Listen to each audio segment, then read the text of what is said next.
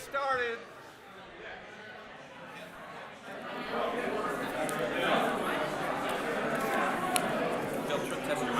Testing 1, 2. Let's get started, folks.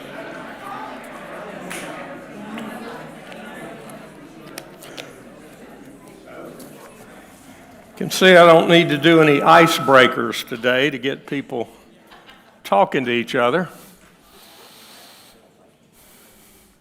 You know, we've been doing this gathering for a long time, and I always think the meeting before the meeting and the meeting after the meeting is equally important to whatever our content is. I want to welcome everyone to our fall regional housing forum. We're a little bit early because of calendars at the church and calendars with participants, so thanks for everyone turning out. Also thank the folks that are online in their pajamas who won't show up anymore. I'm trying to get people in the room, but thank you all.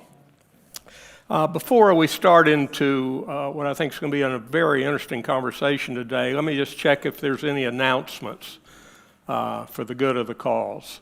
Something that's going to happen over the next few months. Natalie. And Good morning, Natalie Kaiser with House ATL. Our Homeownership Working Group is having an event on September 28th at Atlanta Technical College. It is an expo event for existing homeowners to provide them with information about how to protect their investment. So there will be a variety of vendors as well as educational sessions. It's under the events section on House ATL's website, September 28th at Atlanta Technical College from 11:30 to 4:30. There's also a flyer there. We'd love for people to help get the information out to homeowners in your neighborhoods and communities. Thank you. I don't need to do any icebreakers today to get people. Good morning, Will Johnston with MicroLife Institute. We have a tour of the cottages on Vaughn on September 14th. If you are interested in learning about developing pocket neighborhoods or understanding better density, please visit microlifeinstitute.org or reach out to me, Will at microlifeinstitute.org. Thanks. Thank you. Anything else? Okay, again, I'm looking forward to our conversation today. There was a little bit of a miscommunication today about the parking across the street. The person that said you've got to move or get towed was not informed. It's okay if you're over there or you hear about it later. So all that's worked out, and that's our typical agreement that we can park there. Let me also, I do the thank yous at the end, but a lot of people start sneaking out about 11:45. I just wanted to do some thank yous in the beginning today, particularly thanking St. Luke's who host us for our housing forums. No small thing for them to set this room up and then take it back down for other purposes. Also, I was traveling a lot the last month and was not as involved in the planning, so I particularly want to thank Kristen Allum and Renita Matheson and, of course, George, who is our producer. They're both, Kristen and Renita from ARC, and they really leaned into this one. As you know, our conversation about housing is regional. And one of the things that I'm aware of is 2 weeks ago, ARC, through its Link trip, which it does every year, went to New York City. A city that's on a really different scale from us. But I think one of the things that we learned, and we're learning here in Georgia and the Atlanta metro area, is that when we collaborate and line up between the state and the region, the cities, we get more done. So as much as you get to read about that or the reports that come in from that trip, I think it's very relevant to our conversation today. So we're going to look at some of the tools that are important. You know, there's no silver bullet. There's no one thing that's going to, jump us way ahead in developing affordable housing. But there are many tools in our toolbox. So today we're going to look at community land trusts and land banks If you're like me, often I got confused around their roles, so by the end of this session, we're going to understand that very well. And also understand how they complement each other. Again, the real theme here is collaborating and working out of our own roles and how we can support each other's missions. So I think we'll learn about that. Let me just say up front, a community land trust is a nonprofit organization that acquires, owns, and manages land on behalf of the community for the common good. We've talked a lot about this in recent years, about the public land that Atlanta or Atlanta Housing or the school board owns, and that's true all around the region. So this is one of the tools that's able to access some of that land. Today, there are now more than 300 shared equity housing organizations in 46 states, including DC and Puerto Rico. So this is happening throughout the country. We'll hear from representatives from the nation's leading advocacy organizations for community land trusts, James Yellen, who will be up first, from Grounded Solutions. And he's going to give us kind of that overview of the work. We'll also welcome back Amanda Ryan for the Atlanta Land Trust. Welcome back, Amanda. We call on you a lot. And she's going to share the latest developments of her organization. And we'll also hear from Tangush Tandon from the Gill. I slaughtered your name, Fred. His organization is working with two different models of community land trusts. So again, a real primer today to understand what these organizations do, how they work together, and the important role that they're playing. Land banks are community-owned entities that acquire, manage, and repurpose vacant, abandoned, and foreclosed properties. Land banks began in St. Louis in 1971, followed by Cleveland, Louisville, and Atlanta. Emory professor, scholar, and occasional guest of the forum, and good friend of the forum, Frank Alexander, is widely regarded as the nation's leading scholar on land banks. And I can remember many years ago, Frank was a professor in the law school at Emory, coming to me and saying, we want on the agenda, we want to talk about this idea. We think it's an important organization. So Frank co-founded the Center for Community Progress, which has a strong focus on land banks. We're thrilled to invite back Odetta McLeish-White from the Center for Community Progress with us on the panel today. We call on you a lot, Odetta, so thank you. And also pleased to welcome Chris Norman from the Atlanta Land Bank to discuss the work of the region's largest land bank. Okay, we're going to get started in the conversation.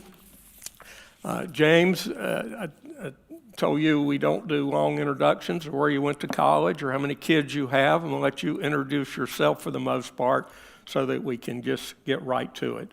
So please help me welcome James Yellen, the Director of Technical Assistance for Grounding Solutions Network. Thank you.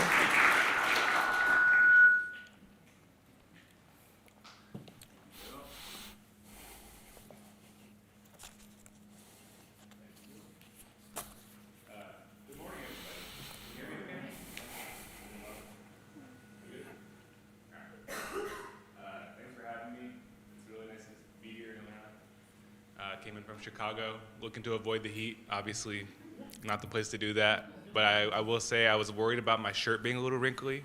But I just walked across that Peachtree overpass over the highway in the sun, steamed me right up. So I'm feeling good.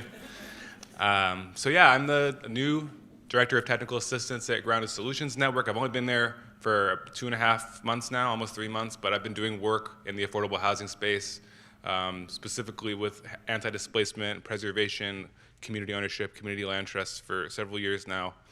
And I'm excited to be here to provide a national level perspective on community land trusts and to set the table for a discussion to follow with some amazing local practitioners that are leading the field.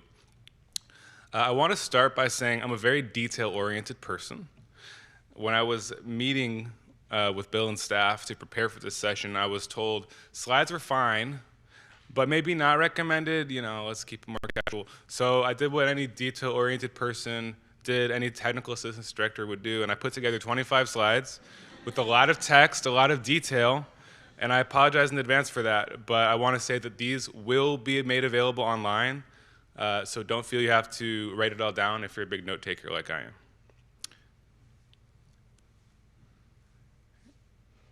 And we can go to that next one, actually. We're going to dive right in. So Grounded Solutions Network, as they were saying before, as Bill was introducing, we are a national member-based nonprofit organization that cultivates communities, equitable, inclusive, and rich in opportunity by advancing affordable housing solutions that last generations. We have over 250 members nationwide. We do technical assistance, policy. Increasingly, we're doing capital work, research, data, you name it. We're trying to support the field in any way that we can. And when we talk about that field, I'm going to start right here with shared equity housing, right? This is a concept people might be familiar with. This is sort of the umbrella of the work that we do. It's a term that describes a variety of affordable housing models that try to balance the benefits of individual ownership with the community benefits of having land and housing that remains affordable to residents over time. So these models exist within a continuum. I'm not going to talk about all the subtle gradations, right? There's many, many different innovative things happening in the shared equity field. But the main point is these models try to offer an alternative to the binary option of renting or owning, right? We know that that binary doesn't work for everybody. We need some building blocks in between. So these models try to blend some of the benefits, the wealth building, the independence of traditional homeownership with the long-term affordability and stability that is commonly associated with subsidized rental housing, right? So we're trying to blend those things together. And I'll talk a little bit more about the tension later. There are many different shared equity models. These are 3 of the most common. I feel every month I'm hearing about a new version of it, new iteration. I think we might even hear some today.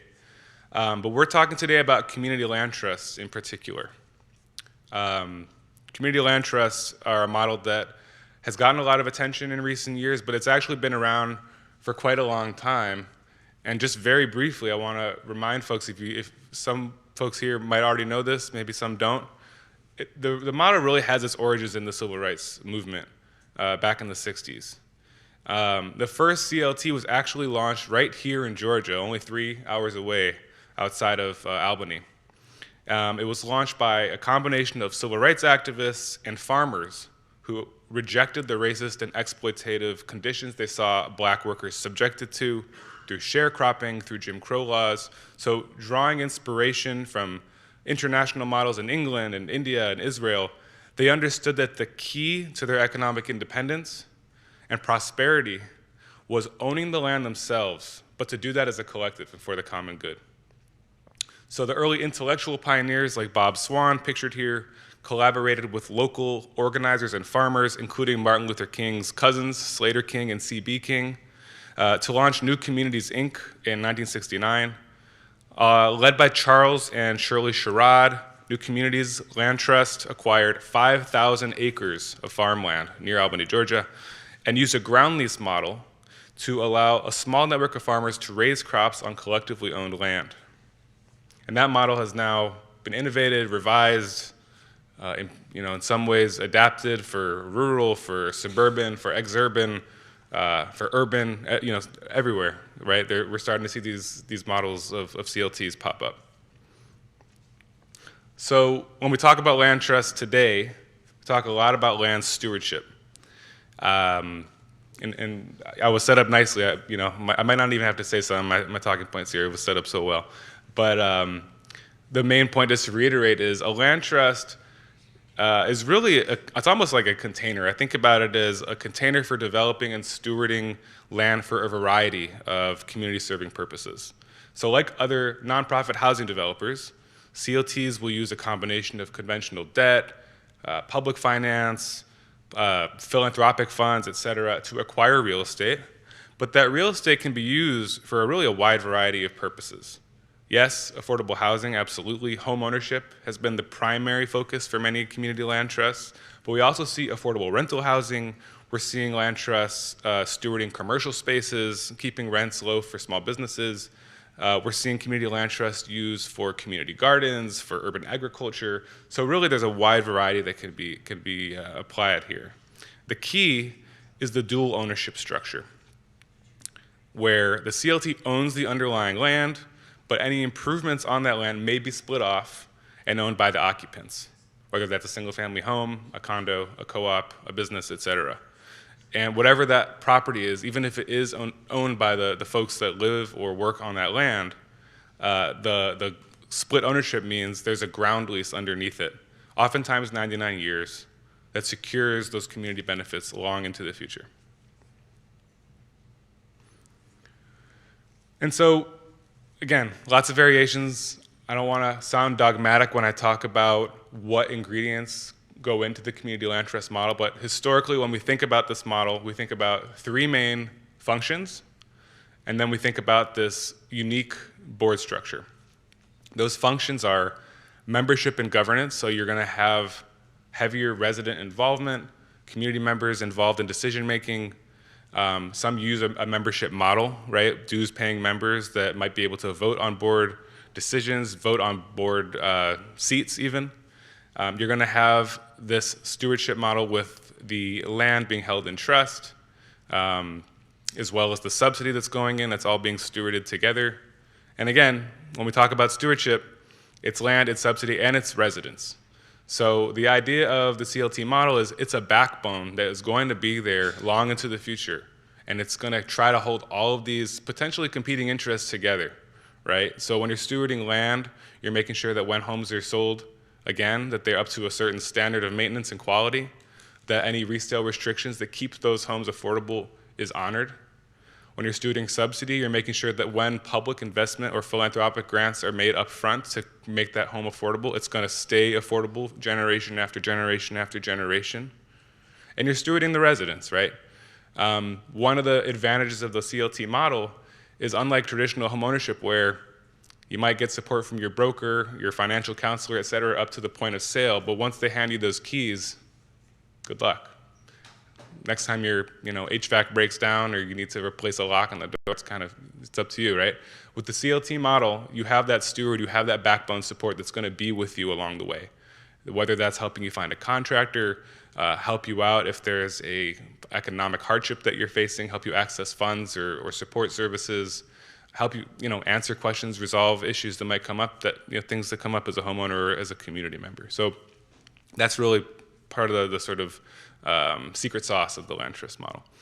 And then when we talk about the board structure, the tripartite board structure, I wish there was a better word, because tripartite, I don't know, sounds a little technical. But really all that means is you're splitting up the board into three pieces, equal pieces, that's balancing resident and community member interests and priorities with the expertise of professionals in the field. So typically when we think about the tripartite structure, you have residents themselves, the lessees, they might be homeowners, they might be renters. You have broader community members, other stakeholders that live in that geographically specified, that targeted area. They can just be other neighbors, et cetera, that are part of that board and making decisions and invested in that community. And then you have these public stakeholders, oftentimes professionals that can support the operations, attorneys, developers, people with accounting expertise, sometimes public officials that are balancing out all those interests and bringing their own lens to sustaining the organization. So I'm just going to quickly go back to this point about balancing individual and community benefits, because I think this is one of the tensions of the model, honestly. How do we ensure that residents experience a degree of wealth creation, as many expect when it comes to homeownership, while also making sure that community members have the opportunity later on to experience the stability, the affordability, the independence that comes with being a CLT resident? So that is what each CLT is trying to grapple with and figure out through its resale restriction, its income targeting, its emphasis on housing types, whether to do single family or rental or cooperative. I think it's worth pointing out some of these trade-offs, but also some of the benefits that are very unique to this model. So with the resale restriction, you're not gonna earn hundreds of thousands of dollars off of your home ownership, right? But you're gonna have slow and stable home ownership appreciation, equity appreciation that studies have shown is meaningful and does help people save up potentially to buy that next home in the private market. The most recent data I saw is around $15,000 to $25,000 in home equity in those first 5 to 7 years of home ownership under a CLT. Much more wealth creation than a similarly positioned renter would experience over that time. You also have much lower rates of delinquency and foreclosure. We saw this play out with the foreclosure crisis in 2009, talking about a fraction of the level of displacement and foreclosure compared to folks in the private market, or especially those that had subprime mortgages during that period. There's more CLT residents are more likely to stay in their communities, lower move rates. So again, going back to that stability. There's also oftentimes an inheritability, right? Even if you can't fully appreciate the market value of that home, you can fully appreciate the use value, the shelter, the homemaking that comes with living in a home, and pass that down to next generations. And finally, again, you're keeping affordability that's benefiting the local community, the local economy, making sure that as neighborhoods change, as they become more expensive, as they develop, they're still accessible to a wide range of incomes and community members. Now, I'm making a quick note here. We're going to hear a lot more about this in person with the local experts on this topic. But just to distinguish the roles of land trusts and land banks, right? This graphic from Center for Community Progress, very helpful, sort of shows how they can be complementary at the level of development. So land banks, typically public agencies, occasionally nonprofit, but typically not. They primarily function to acquire, hold, help revitalize abandoned, foreclosed, other problem properties and land that the market is not dealing with effectively. They have unique powers to relieve back taxes, address liens, address code violations, et cetera, that only public agencies typically have the ability to do. They're distinct from community land trusts. They don't typically develop and maintain housing over time with residents in place, but they can play a very important role in helping build a pipeline of development by preparing land and property for sale, for transfer to CLTs, sometimes at below market rates, which we hear about again, and help prepare CLTs to do what they do best, right? Which is operate those homes as permanently affordable housing. So going to the national picture for a moment, I want to talk about why CLTs seem to be resonating today. Maybe I'm a little bit biased, being a Grounded Solutions Network, okay? But I do think there is a current moment with interest in this model. I'm going to start with the issue of loss of affordability. So right now, according to the most recent data, there are approximately 300,000 units of subsidized income-restricted housing that are set to lose their affordability in the next 5 years. This is a problem. We already have an affordable housing shortage, but now what you're seeing is homes that were financed with low-income housing tax credits, with vouchers, with other HUD sources, home, CDBG, block grants, they tend to have very short-term restrictions, sometimes as short as 5-10 years, oftentimes 15, right? When those restrictions end, many of those homes are at risk of losing their affordability, going to market rate, becoming unaffordable to the residents that live there today, let alone other folks in the community. So that's one of the things that I think CLTs are able to appeal to, is this stemming the tide of losing affordability. At the same time, we're seeing rising costs and, despite some of the gains in recent years, continuing to see stagnant wages relative to those housing costs, right? In this current moment, there are more rent-burdened renters, cost-burdened renters, than any time in history. We're also seeing home ownership becoming more out of reach than ever due to a combination of high interest rates, rising property taxes, insurance costs. For the first time ever, I'm going to get this data point right. This is from the Joint Center from Harvard. Monthly payments on the median-priced home now exceeds $3,000 nationally, adjusting for inflation. That's never happened before. And so this issue of affordability relative to incomes is critical. And to be honest, we're still living in the shadow of the Great Recession. I think Atlanta was hit hard. A lot of metro areas around the country were hit hard by high foreclosure rates, especially in Black and brown communities. We saw the greatest erasure of Black wealth in generations, right? Still, many of these communities have not recovered. We saw in that moment the challenges and instability that can come with market rate home ownership in an unstable world, in an unstable economy. when things are outside of people's control because of high interest rates, speculation, overbuilding, underbuilding, whatever it might be. So that lingering effect is still with us today, and it's going to be with us and affect the racial wealth gap for many years to come unless we take very significant action. And I think we're seeing a growing demand in public opinion in general for community control and community ownership. And I'll talk about that in a moment. There's some interesting data that just came out. This is from a poll from literally a few weeks ago showing that permanently affordable housing, this idea of permanently affordable housing that will never lose its affordability restriction, is, when people ask, in battleground states actually, Democrats and Republicans saw this as an important strategy. 60% of Republicans that participated in this recent poll reported they would be more likely to vote for a candidate that supports permanently affordable housing. We're seeing coverage in places like Forbes, Brookings Institute, Urban Institute, I see Associated Press, New York Times, you name it. Everyone's sort of starting to come around to this idea of land trusts, shared equity housing, community control. We're also seeing more federal and state legislation and proposals supporting these models. We're seeing a greater diversity of approaches, not just single-family homes and townhomes, but rental, multifamily, co-ops, commercial space, as I was mentioning before. So that diversity of tactics is also, I think, appealing. And so briefly, I know I don't have a ton of time, but I'm going to try to move through the national landscape really quickly. So one of the things that Grounded Solutions does is we have a national CLT census. We asked all of our members, as well as other CLT and shared equity organizations in the field, tell us about your work, tell us about what you're doing. And we got some really interesting data. Bill kind of hit on it already, some of it, and I'll move through quickly. But the latest numbers are there are now over 300, there are 330 CLT and shared equity entities with broad coverage. We see most of them in places like Washington, New York, California, but not only. We can go to the next slide. We're seeing a 30% increase, actually more now, in units in CLTs compared to 2011. Where these units are popping up, again, broad geographic coverage as well as broad range of models, not just homeownership, but rental as well. Rental as well.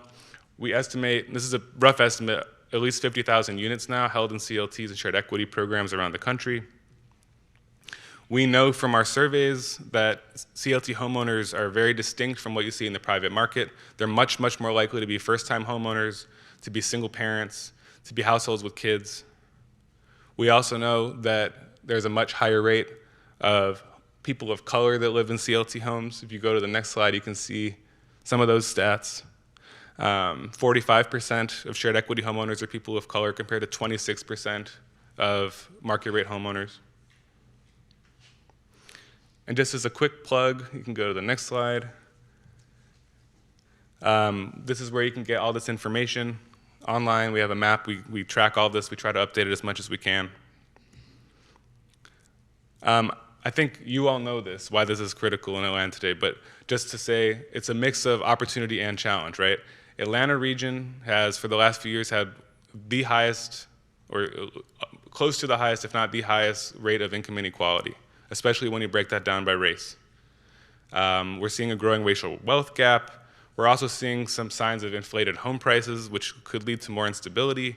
But we're also seeing projected job growth and economic growth.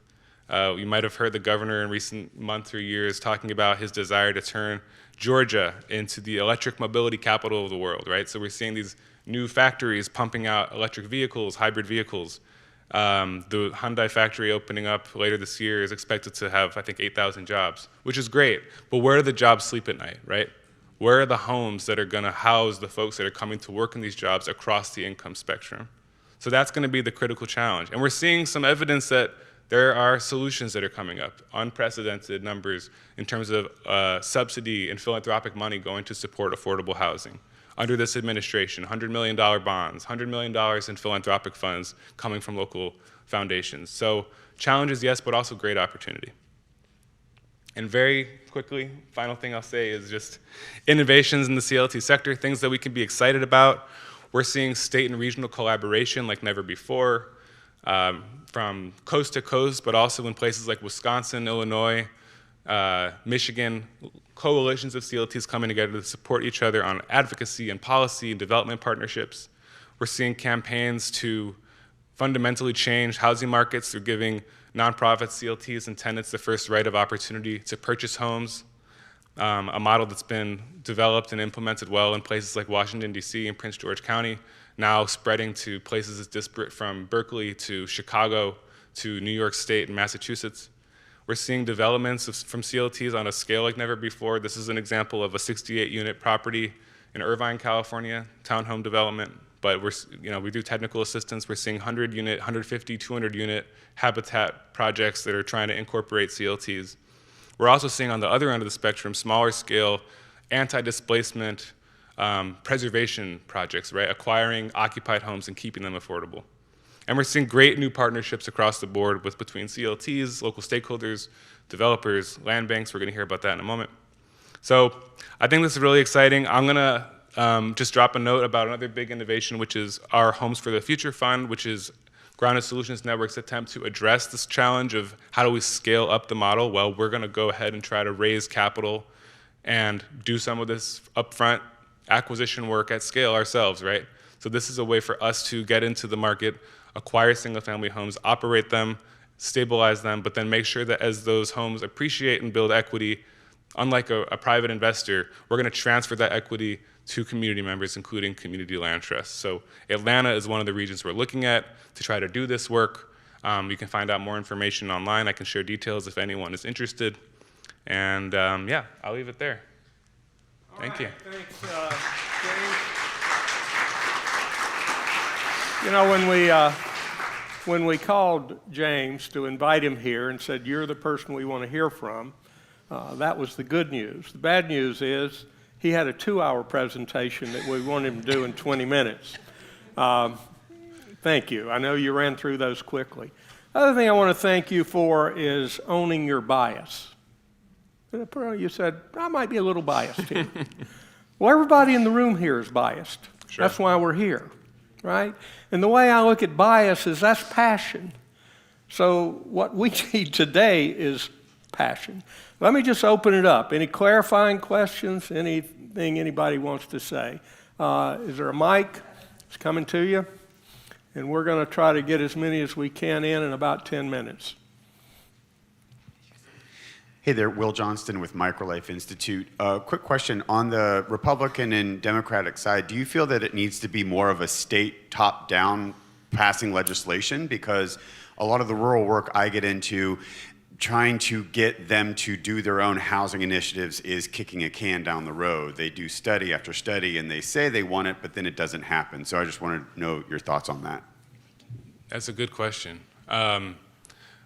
I'm going to give maybe a cliched answer, but we need them all. We need local, we need county, we need state, we need federal, ideally. We need everyone firing on all cylinders and all on the same page. At the state level, oftentimes things like how CLT homes are taxed, right? Property tax treatment. Sometimes that comes to state legislation that preempts counties, tax collectors, tax agencies from creating equitable policies. So there are definitely examples where state support is necessary. But local government has a lot of tools. Local government has a lot of funding in certain cases. So, I think ideally this become more of a bipartisan issue. I think affordable housing is increasingly becoming a bipartisan issue. But, we don't have to rely solely on the state to get it done. It would be very helpful if they joined the effort, though. Right here. Hey, I just wanted to know if the property tax exemption applies to land once the trust takes ownership of the land, even if it was, say, an existing neighborhood, or is that subject to state legislation to enable that? Yeah. So Amanda's shaking her head no. Are you talking about in Georgia specifically? Well, okay, I'll pass it on to you. Technical. In Georgia today, technically, if you read the state law, nonprofit organizations should be property tax exempt, but that is not how the local tax assessor interprets the law. So unfortunately, the Atlanta Land Trust and other nonprofit organizations that are developing affordable housing holds is not actually considered to be tax exempt in Fulton County. So this is a great example of how even if you have something on the books at the state level, it oftentimes comes down to local implementation. So in places like California, where they have something called the welfare tax exemption, which makes any nonprofit-owned affordable housing completely tax exempt from property taxes, CLTs still struggle to get that because they have to work with county agencies to pass it. And every state does it differently, but I'm happy to tell you more and talk about that later. My name is Scott Jones. You mentioned Governor Kemp's goals of electrifying the state and bringing corporations. There's been a lot of growth in that, and corporations coming in. Have you seen examples in any state here or anywhere else where corporations are being asked to invest in affordable housing, these kinds of models, not the field hand housing, but actually, here's some money for this, equity model? Have you seen that anywhere? Yeah, there's lots of different examples of that. Sometimes you see foundations that are associated with corporations putting significant funding into the mix. So I worked in California for 10 years, so a lot of my examples are a little biased. But with tech companies in California, Facebook, through what's called the Chan Zuckerberg Initiative, for example, they've put hundreds of millions of dollars to support affordable housing. It's never enough, but it's a huge piece of the puzzle. I've seen situations where at a more local level, like a major institution, like a hospital, for example, in Detroit, I forget the name of it, but there's a community benefits agreement that requires a hospital that is expanding. It owns a lot of land around their campus. They're donating some of that land for CLT homeownership. They're providing some startup capital to support that. I think it's often a mix, but those local collaborative relationships, getting anchor institutions to see why it's so important to have affordable housing and homeownership that can support their workforce, I think is one way to get it done. Good morning. Linda Adams, Divine City resident. I have a question. I understand how your organization works as far as you owning the land and the homeowner owns the house. But how much consideration do you put into the community that's being impacted when you put in these houses? To give an example, there's a piece of property that Land Trust is getting ready to build across the street from a senior facility.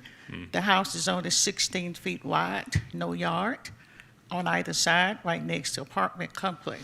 So my question is, how much input do you hear or have any conversations with the neighborhood who's going to be directly impacted about these, where you put in these houses? I have nothing against first-time homeowners, but the community can really be impacted when you put these houses in these small spaces. That sounds like a good question maybe for Amanda about local examples. I mean, I would just say in general, like all affordable housing developers, CLTs have to balance a lot of interests, right? They're balancing the needs of the community more broadly, the need for affordable housing to be built, with local interests that, yeah, they might have challenges around how the neighborhood's changing, how the resident mix is changing. It's not necessarily all that different from other development projects that have to go through zoning and public approval, but I would say that CLTs tend to do a lot more community engagement. They also ensure that community members are involved directly in the work through the board. So having that tripartite board structure that includes not only residents but also local community members, they can actually have a say by being on the board, getting involved directly in the CLT if that's something they're interested in doing. It's just a matter of different approaches and staff capacity. Oftentimes these are very, very small nonprofit organizations that has maybe one or two staff doing many, many, many things. So I think that's definitely a constraint. Do we have time for any more? Okay, one more. Lita Jordan, commercial real estate broker and a native Atlantan. My question is, I just forgot my question. Do CLTs have to be established by governmental agencies, or can they be a group of citizens put it together? No, yeah, they're oftentimes nonprofits. Many of them start as volunteer organizations that don't even have their nonprofit status yet. But so the short answer is no, they can absolutely and oftentimes do start in the community rather than public agencies.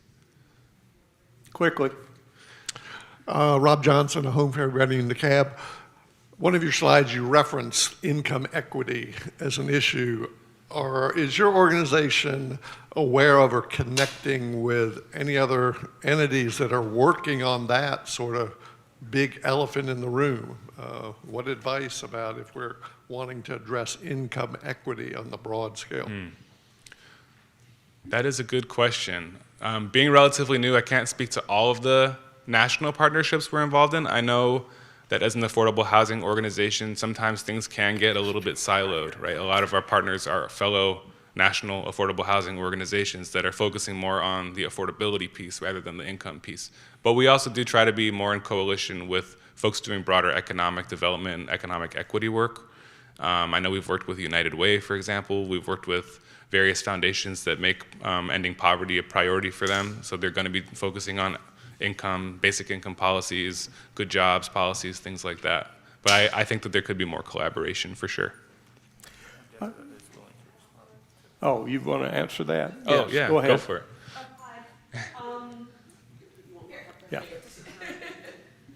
Just two places. The Atlanta Wealth Building Initiative is doing wonderful research on income inequality and also around the small business challenges that you might find interesting. And organizations like the GROW Fund, Georgia Resilience and Opportunity Fund, which looks at guaranteed income and sort of exploring other ways to lift up that denominator of the equation of how affordability. There's what it costs and what you earn. So I would say the GROW Fund and Atlanta Wealth Building Initiative could be good local starts for you. Yeah, that's where that stat comes from. Right So here. give Last them a question. plug. Yeah. Yes, Louis Reddick. Quick question. Well, the first is a comment from you in and around the programming for the homeowners on your platform. That's A. And B, are you seeing, or do you even track the progression and retention rates for homeowners that are progressing out of affordable into market rate situations? Yeah, great question. I mean, that's, as a national, hub for this work, that's something we're definitely trying to do. We have Homekeeper, which is our software platform. It's a Salesforce customer relations management database that a lot of community land trust, shared equity programs use to track transactions, to track households over time. Are their incomes rising? Are they transitioning to homeownership in the market? It's data collection and working with local partners to make sure you're getting good information, good, reliable data, which is, of course, challenging. But it's definitely something we're looking at and want to do more of, and evaluating our work, making sure that the impact is happening in the field, and not just at a high level, but really tracking households. So it's a big part of it, yeah. And James, a question from one of our virtual listeners, Sydney Smith. Does Grounded Solutions offer personal funding for individuals or just for land projects? No, we don't do any personal funding. We're not primarily a funder. I would say that's a big piece of it. We are a supporter for the field through technical assistance and policy and Homekeeper, and we are getting more into the capital front, but mostly on the development side, affordable housing development, not for like homeowners or down payment assistance, mortgages, things like that. Please, thanks, James Yellen. James, thank you. Let me ask the panel to come up. Now, when we have agendas like this, we could go on with questions for another hour, and that would be good.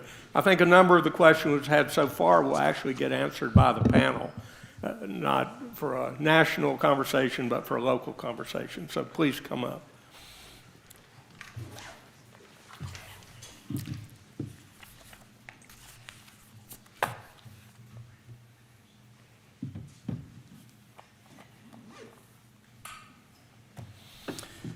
Okay, we're going to transition into a panel which even gets more challenging to stay within the clock because we've got three great folks up here. Odetta McLeish-White is the Director of Engagement for the Center for Community Progress. Chris Norman, who you know, is Executive Director of the Metro Atlanta Land Bank. And Amanda Ryan is the Executive Director of the Atlanta Land Trust. Welcome. We didn't say who's going to go first, and I've got a bunch of questions here, but you know what I would like to happen here? Is you guys talk among yourself, okay? I want to go down and just say a word about who you are and what your organization does, its scope of work. But I think what we're interested in is how do we collaborate? How do we support each other? And to some of the questions here, how do we work with the state and the counties and the cities and the Georgia Municipal Association or the ARCs of the world? This is not the end-all model, all three of these, but it is a tool, and it's a tool increasingly we need, most particularly for permanent affordable housing, because the tools we've used in the past kind of go away in 10, 15 years, and there we said have to start over again. So this is important. Amanda, I'll start with you. Is this working? Yep. Okay, perfect. Good morning, everybody. Happy to be here with you today. I'm the executive director of the Atlanta Land Trust. We are a nonprofit organization that is working to create permanently affordable housing to support inclusive and equitable communities throughout the city of Atlanta. So our geographic area of focus is the city of Atlanta, but we are prioritizing the Beltline corridor. And I can talk later, whenever the appropriate time is, about our history as an organization, because Chris was also involved in our inception. Yeah, Chris has stories, you know. I would not be sitting here today if it weren't for Chris, that's for sure. But the idea was, and the recognition was, that as the Atlanta Beltline project was constructed across the city, that it would increase property values, particularly in those single-family neighborhoods around the Beltline. And as a result, we needed to have a new tool to put in place to create and preserve affordability in those communities, most of which are historically Black neighborhoods. So that was kind of the impetus for the Land Trust in 2007, and there is a long history there. But to your, I see my community land trust slide is up, so I'll talk a little bit about the work we're doing at the Land Trust, but James really gave a fantastic overview, and it is a great relief not to have to explain how a community land trust works. So I'm going to take that win today and just let you know that we are focused on home ownership at the Atlanta Land Trust. That's the specific land use that we're working on right now. It does involve us going out and acquiring land. We do that through partners like the Metro Atlanta Land Bank. We then develop homes on that land and sell those homes to qualified families for an affordable price. The families are just buying the house itself. We retain ownership of the underlying land, holding it in trust for the long-term benefit of the community, and enter into a long-term ground lease with them. And then that process just repeats itself time and time again, so the home remains permanently affordable. We have about 60 homes in the Atlanta Land Trust today with folks living in them, another 100 in development, meaning they're actively under construction or in the planning and permitting process, and then another 170 that we have control over but just really haven't started work on yet. So our goal by 2025 is to have 300 homes in the Atlanta Land Trust. I don't know if we're going to make it by the end of next year, but at least there's line of sight into us achieving that goal. And to your question about collaboration and partnerships, we certainly work with both the Center for Community Progress and the Metro Atlanta Land Bank. The Center for Community Progress provides us with a lot of support on the policy side, and they really helped to formally structure our partnership with the Land Bank, which is called the Permanent Affordability Pilot Program. Wherein the Land Bank identified properties to be placed into the Land Trust. We paid a discounted price for those properties in exchange for the commitment to build permanently affordable housing on those properties. And that was just kind of our first partnership with the Land Bank. We continue to work with them in various capacities and are hoping to extend that partnership as they are able to acquire more land. And I also just want to mention that Grounded Solutions Network is a really important partner for us too. We are a member, and they provide us with a significant amount of technical assistance and allow for us to participate in a number of different programs that have meaningfully helped us to advance our program at the Atlanta Land Trust. I think it'd be interesting to just speak for a moment about how do you locate this land? How do you acquire it? I mean, is it word of mouth? Are you tracking real estate? You're talking to the question about talking to neighborhood people? Yeah, I mean, it's really everything, but we have been fortunate over the past couple of years at least to have good public sector partnerships where we're able to get land for free or discounted from the Land Bank, from Invest Atlanta, from the city of Atlanta, and have been able to maximize that. But we do we have and do pay market value for land if it is in a strategic location, in a neighborhood where we're already active and know the community and their needs well, or where it's just really cost effective. But we do have a good pipeline now. And then we also partner with a lot of private developers, which is kind of a different approach to our program, where a private developer will bring us into a project in order to set aside a portion of the homes to be permanently affordable. Excellent. We'll come back with more questions. Chris, gave you a lot of credit here. Well, thank you. There's been a lot of tales from the road to get to that point. So I just kind of quick overview of the Land Bank and who I am. So Chris Norman, the Executive Director of the Land Bank. We are actually celebrating, you heard us in the chronology of the history of land banks. We're actually the fourth land bank in the United States. And so yay for Atlanta and Fulton County for being, really kind of on the edge of pioneering this concept. And there are over 300 now, so we have actually been at this for a long time. This is actually our 30th year of operational activity. Even though it was founded in 91, we really didn't get kind of our geared up until 94 or so, as the Olympics kind of came into the city. And so that was viewed as a revitalization tool a lot, and then the affordable housing was part of the mix. And I'll kind of walk you through what has happened with the land bank over the years. But so I've actually had a dual role with my history of the land bank. I actually knew nothing about land banks whatsoever. I came into this space via the board. So I was appointed by Mayor Franklin under her administration. And then we started looking around and saying we really need to maximize this entity, this utility of this thing called the land bank. And I became the director, and I'm still here 14 years later, are doing that work. But a land bank is a quasi-governmental entity in this particular case that operates within the boundaries of its members.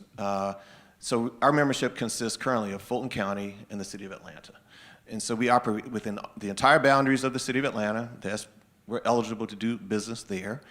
It used to be the unincorporated portions of Fulton County when we started. Well, since 1991, as everybody knows, there is no more unincorporated parts of Fulton County. So actually, we've been reduced back to the city of Atlanta's boundaries. Now we're in the process of any city in the county can join the land bank. So the 15 cities in Fulton County can join. And we're actually in the process of working with the city of South Fulton to actually have them come on board as a member. That has been approved at our board level. City of South Fulton level is going through the city of Atlanta and Fulton County. So that's something that's in the works. And so hopefully we'll start expanding and may pick up some of the other surrounding cities to basically expand the geographic reach there. But the whole goal of the land bank is, as Bill pointed out and you heard earlier, is to really acquire these problem properties or strategically important properties within the city and turn those to a productive use that the community desires. And what does that mean? That could mean residential, that could mean commercial, that could mean green space. We actually have the legal authority to delve into industrial property, but historically that has not been our lane. That has really fallen to places like Invest Atlanta and others. So we're hyper-focused on residential property. And so we've been involved with every typology of housing, from single-family detached to condos to large multifamily, green space. So we've done all of those types of forms. And so along that path, we also were part of the inception, the conversation around the land trust when it was being envisioned and being brought to fruition. And actually, everyone felt it was important enough that the land bank be allied with the land trust in that we actually have a permanent board seat on the land trust. And therefore, that's also how I got involved with the land trust. And so while I was on the board of the land trust, I was asked to become the chair of the board. So I was actually the chair of the board for 7 years. And we actually helped to rebrand the land trust, and that's when we brought in Amanda to take over. We grabbed her from Marta, and we were happy that she came over to do that. And she's been running ever since. So with that, yes, I have a lot of tales from the inner workings of how all this has come together over the years, but I think what we've been able to demonstrate as these entities in these communities, we've basically been kind of reframing, rebranding, repositioning both of them over the years to become much more relevant and much more impactful. The Metro Atlanta Land Bank moniker was really put forth because we have a desire to go back into those other cities and spread out beyond the city of Atlanta. And therefore, we were basically saying, look, we're going to change our name to speak into existence what we want to do. And so that's what we are positioned to do. There are 2 other land banks in Metro Atlanta.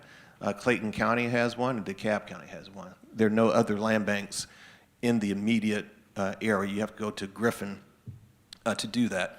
And you speak to, and also one of my other roles is that I'm the president of the Georgia Association of Land Banks. So there are actually 30 land banks in the state. And quickly we passed a state law back in 2012 to do the legislation for the land bank to catch up with the new generation of land banks. And we had 10 at that point. So now there are 30 land banks, and that was 2012. So in 12 plus years, we have actually tripled the number of land banks in the state of Georgia, and hopefully we'll keep adding more because every county can have a land bank in the state of Georgia. And so you start seeing those dividends play out. And that was when it went to the legislature. We were talking about bipartisanship.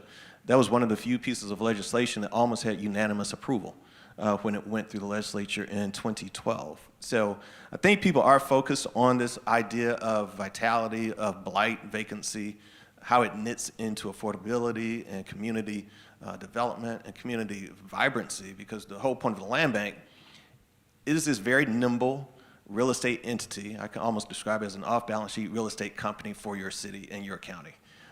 Because we are not part of the city, we're not part of the county, we're actually a standalone incorporated entity authority. However, our board is appointed by the mayor and the city council and the chair of the Fulton County Commission and the commission.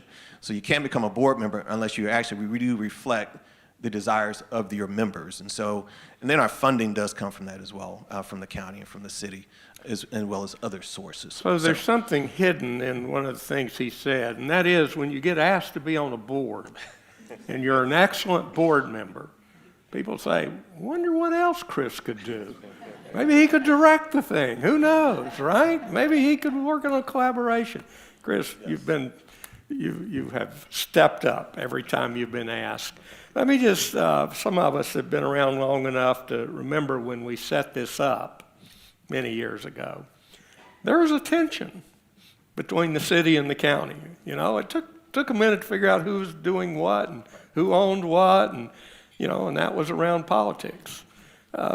Anything to say about, because I know we have several people here from Decatur, from DeKalb County. Where are you guys? And that's a whole story in itself about the process we use to build in DeKalb County. How do you get through those tensions? Well, I think you raise a very valid point.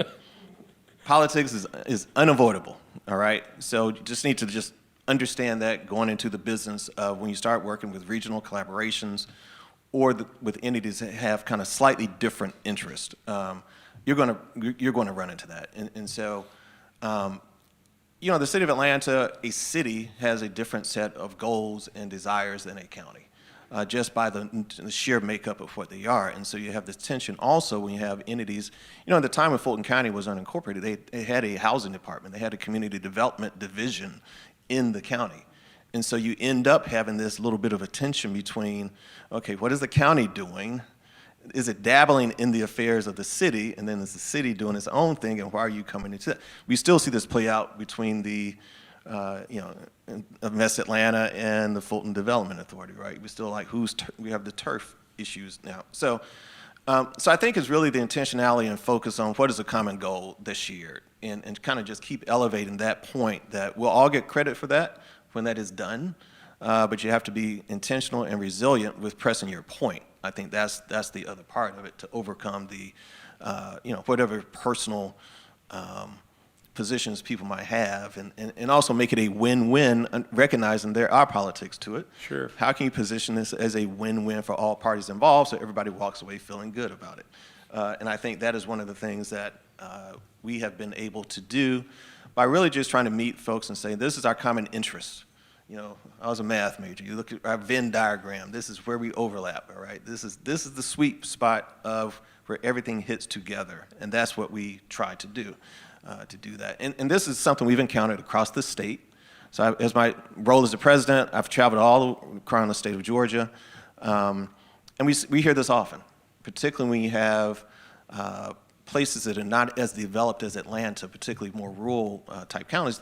The counties have a different, and their citizens have a different view than the urban core of what they want to do and what they want to do. So you have to understand that when you're having these conversations. I see Amanda's still nodding her head over here, so there must still often is attention to work with. When you mention strategically important properties, so when you worked on the Beltline, because they had a big goal for affordability, we missed the window to buy a lot of that land back in the early days. Is that an example of strategically important? And what was the model there, Amanda? That's absolutely an example, and what I would say is anywhere where we are making a major public investment is a strategically important location. Because if we are making a public investment, those are dollars that are paid by citizens, by residents. They could be property tax dollars, sales tax dollars, and so collectively we are making these public infrastructure investments like the Beltline, but there are certainly other examples like the West Side Park. So you want to make sure that the people that are investing in those projects are able to benefit from the projects and are not displaced because of rising property values in and around those new assets. So when I think about strategically important, that's what I think about. And it's really important, and this is what we did not do with the Beltline, is to be in a position where you're acquiring land before the project gets built, before everybody knows about it. And I think that there is now an effort to do that more proactively, but you have to have the money to do it too. And so it is a resource issue. Odetta, I'm going to turn to you. Here's something I often use. I often talk about ideas need to have a container to hold those ideas, right? There needs to be a there. I think in our previous conversations, you can speak not only to that container here in Atlanta region, but throughout the state. So tell us some about the work of the center. Thank you. Is this one also on? Okay, great. Thank you. Thank you so much for having me. Hi, everyone. Odetta McLeish-White. So the Center for Community Progress is a national nonprofit. We opened a Georgia-based program here about 3.5 years ago. I was brought on to get that going. And really the mission and vision for Community Progress is that vacant, abandoned, and deteriorating properties are turned into assets for communities and neighborhoods. Started around 07, 08. Bill mentioned the deep connection that Community Progress has here in Georgia and Atlanta through Frank Alexander, who is a co-founder, who has written state legislation across the country, model legislation. The wonderful partnership that Amanda referenced between the Land Trust and the Land Bank was really brokered and managed by my colleague Sarah Toring, who is a senior fellow at Community Progress. And the vacant, abandoned, and deteriorated, or VAD type of property. That's our big acronym. If sort of bear with me, I'm gonna zoom you up. I'm probably in talking about Community Progress sort of parallel to Grounded Solutions Network, talking about land trust models. But what I wanted to share with you all today, just to kind of ground the conversation further, we're talking great strategies here, but there is a systemic issue. Vacancy that is consistent and persistent, concentrated in certain communities, is because there's a rootedness in certain history that this infographic that we've developed kind of helps us think about and talk about. So just very quickly, a lot of folks in this room can probably name either from a family member or their own experience living in a community that had walkability, all the check marks that we named today, right? Walkability, retail, various types of housing, homeowners, renters, the whole thing. They were also likely segregated, or in some way, folks grouped together by whether it's class, income, race, et cetera. So beautiful places, much benefit in them, but also what I like to call sort of fault lines built into these communities around, based on redlining, on institutional and structural and financial racism, policies and practices. That created, these vulnerabilities, frankly, perhaps income inequality that we're still struggling with, working to close gaps on education opportunity, things like that, so that when an impact arrives in the community, be it a pandemic, climate change, recessions, those fault lines can open up. And when they open up, you sort of move through this cycle here into a time of vulnerability. Those folks who have been able to hold on to their property might not be able to get insurance. They might not be able to upgrade. Oftentimes, it's the one main asset for several generations of the family. And that creates not only, some folks can stay, but a lot of folks can't, and that is when investors come in and we find money and portfolios being created. I think we have research recently that showed how investor portfolios are made up of predominantly prior owned by Black communities or concentrating in Black neighborhoods in Atlanta. So that vulnerability, shows up in it really, the weaker market that is created by this flow and this sort of systemic process. If we could look at the next slide, we also just like to name the impacts of vacant abandoned, of concentrated VADs, whether that is at the community level, sort of the public health level. Unfortunately, crime can happen in those buildings. You can have vermin and other public health situations. There's a lot of research now on the psychological negative impacts of living around and near VADs. It is a feeling of constant and deep disrespect, right? To see your community overlooked and ignored and to watch it literally deteriorate before your eyes. You can have individual wealth impacts, which we've just talked about. Your taxes go up, but your services aren't going up, and your insurance is going up, but you're not making more money to sort of keep the house going. And then the shared fiscal stability. The tax digest is not being paid into. Folks leave their homes, they stop paying the taxes on it, but you still have to send somebody out to mow the grass, you still send code enforcement, you still have to pay for perhaps law enforcement to come out. So these sort of negative impacts, how do we mitigate for them? And of course, these partnerships that we're talking about here and the strategy of land banking is the one that Community Progress really leans into. Here in Georgia, we've been really excited to work a lot with the Georgia Association of Land Bank Authorities and to sort of name all of the things that make it a little harder for land banks to do their job. One thing that Chris talked about was that quasi-governmental component, which can sometimes feel to the community like the government is coming in, right? So I also think that land banks and land trusts have an amazing opportunity for a kind of community engagement that leans into history, that leans into naming and recognizing the human stories. And because both models are so great at, so amenable to partnerships, if you get a funny little piece of land, land banks don't always get the most strategic pieces of land, right? And Chris can talk about some of the specific ways that land is acquired. But when you do have property that's in a neighborhood, I think there is probably no such thing as a truly vacant piece of land. Somebody in that community looks at it and has a memory. We played there. My mother told me about a family that was there. Maybe it was their neighbor for 30 years that has moved on or passed away. So how to honor the history, the living to the community, the living history of a piece of land and be deeply respectful, even as you map out something that might have to happen with the building, it might have to come down, et cetera. So I'm not sure if I'm still on your question, Bill, and you can feel free. And also too, I would be remiss to share, here is again what Chris was talking about. Community Progress incubates something called the National Land Bank Network. Again, similar sort of parallel to Grounded Solutions Network. There are over 300 land banks across the country. You can go online to communityprogress.org and look for land banks, you'll see this, and publications on our, we are now doing annual surveys of land banks to see what they need and what they are trying to do. And working with the Georgia Association of Land Bank Authorities has been really important. Heirs property issues are definitely a big issue here. Figuring out what to do with folks who have acquired a property and are deliberately not doing something with it is definitely a challenge as well. And how to make sure that the deep partnership opportunity of a land bank is sort of fully embodied. So even that frame, finding title to properties is a big yes, that's a very, very tough nut to crack. The best way would be to keep everybody from it, right? So investing in solutions that relate to estate planning.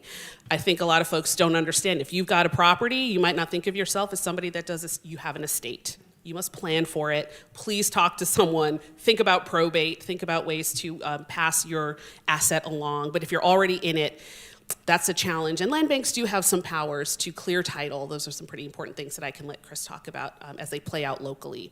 So if you want to drag me back towards your question, I'm happy to. Well, do that. who knows what the question was? Yeah, it's, Odetta, but I said what I wanted to say, so I'm happy to take questions, and Bill will bring me back in where needed. I never worry about these three people finding something to say. Well, what if we weren't in the room? Y'all had a little meeting after the meeting and said, God, I wish Bill would have asked that question or led us in that direction. Again, a tool in our toolbox, not going to work everywhere, but it's going to work in places that it works.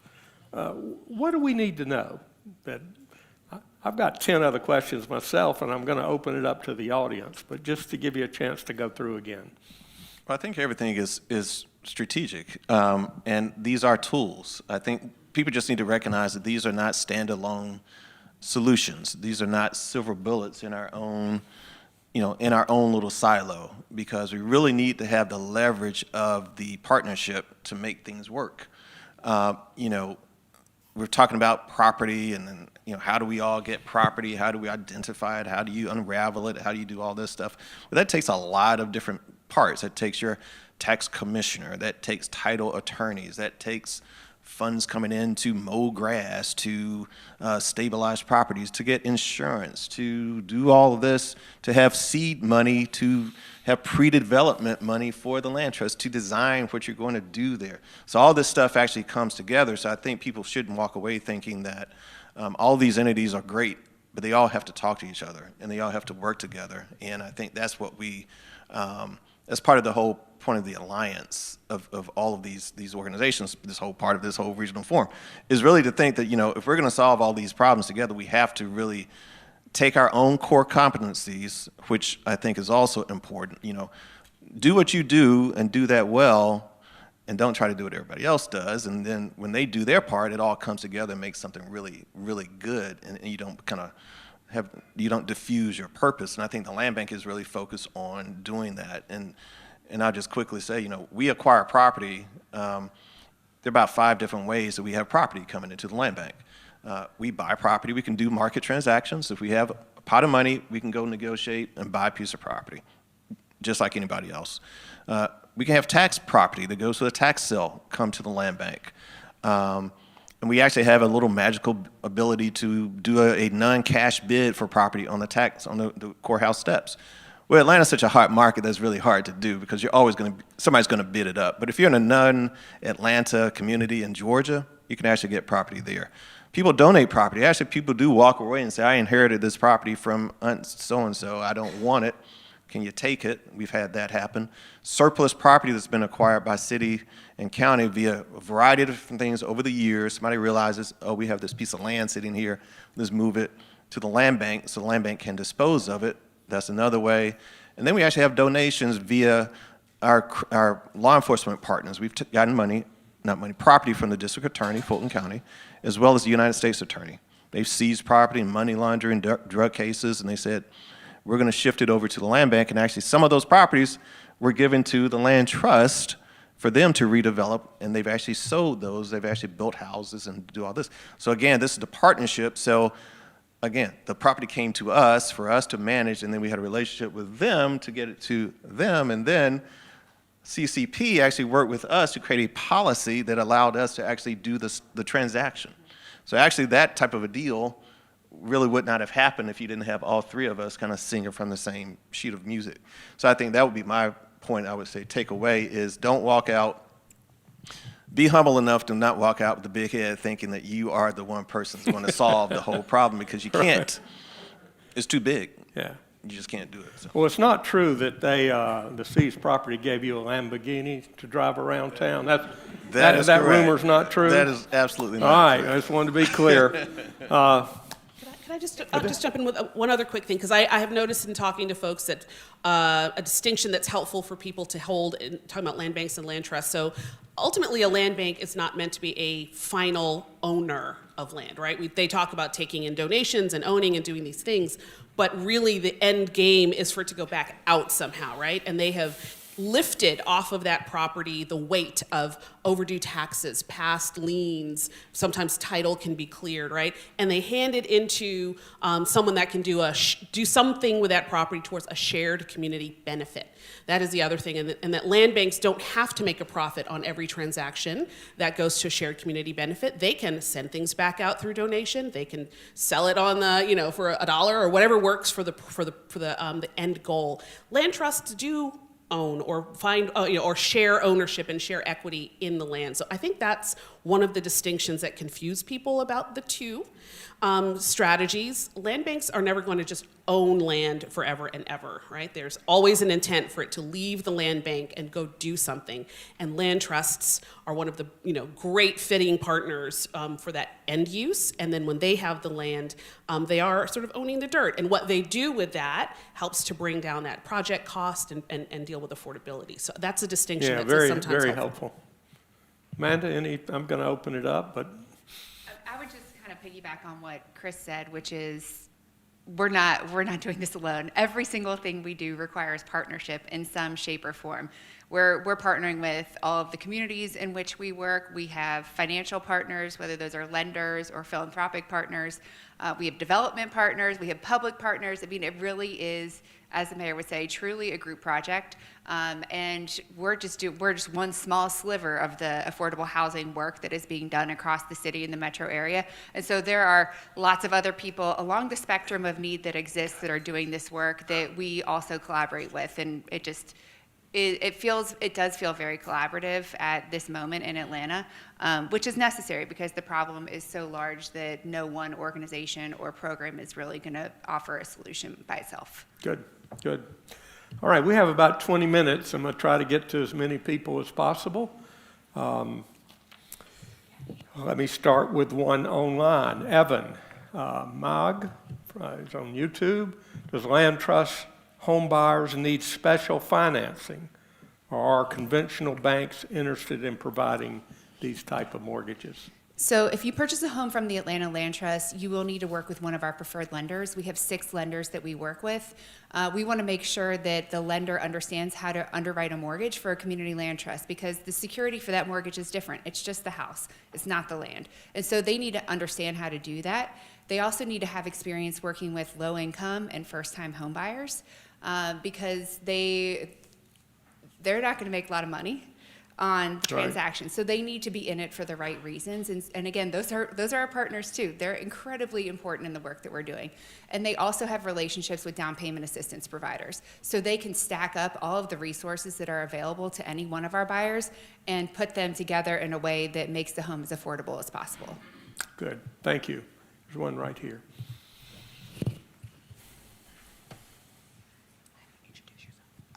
Okay, I'm Rosalind. I'm a realtor / community advocate in Douglas and Carroll County. We don't have land banks yet. I'm trying to get them there.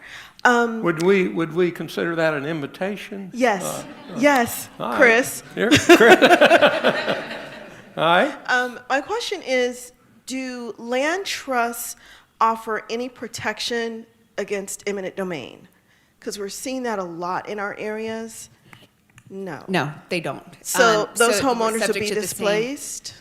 Eminent domain, I haven't seen that being a problem in the city of Atlanta. There are specific things that the government can, you can probably answer this question better than me.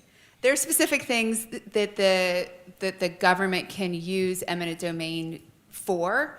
And so it's not just a blanket power that they have. So we haven't encountered that issue in Atlanta.